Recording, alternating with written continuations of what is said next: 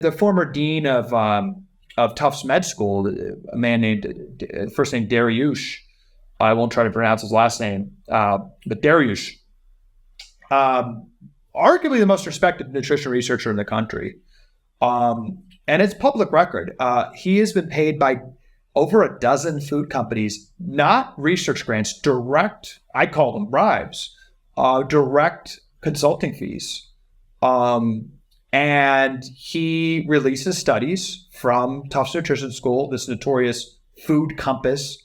You can't make this up, but it literally said that Lucky Charms are healthier than beef and Honey Nut Cheerios are healthier than eggs. So, I actually talked to him and I asked him about this, and he's like, how dare you say that the financial incentives impact my research?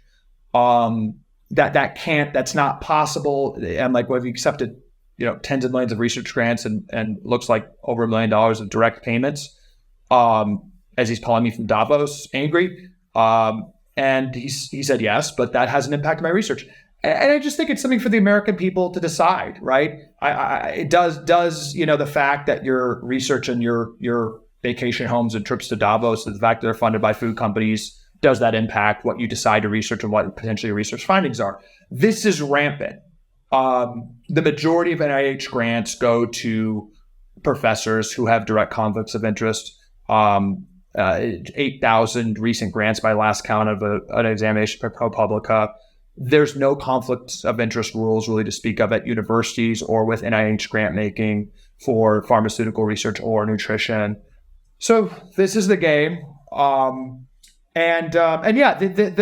goals are multifaceted. For nutrition, confusion itself is the goal, right? So you just got to ask, what do the lobbyists need to show school boards, to show lawmakers? If they've got a bunch of different studies confusing the situation, they can go in the office and be, oh, no, you can't stigmatize sugar. That's not clear. It's not clear that's the problem. Here you go. If you have a study saying Lucky Charms are healthier than eggs, you can go into school boards and say, oh, you don't need fresh food. You can do Lucky Charms. This is from the NIH and Tufts Nutrition School. Here you go.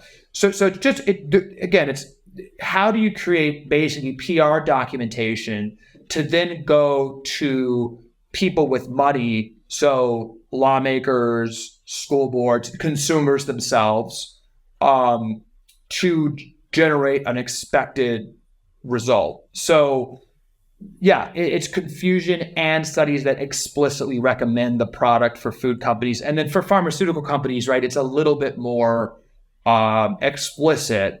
You can design a study to say whatever you want. I think a huge misnomer and a huge thing we need to correct in the United States is that when we see a peer-reviewed research study from Harvard, we just, oh, that's what the data says. That's not what the data says. That's what they organize the data to say.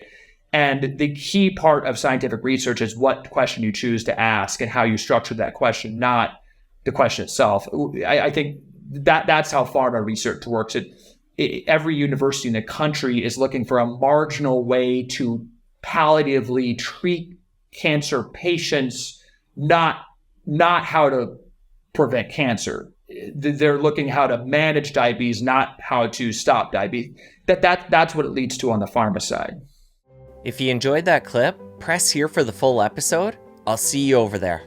The medical system has been an absolute abomination at chronic conditions, which lead to over 80% of U.S. deaths and lead to over 80% of U.S. healthcare costs. That is the conditions like obesity, like depression.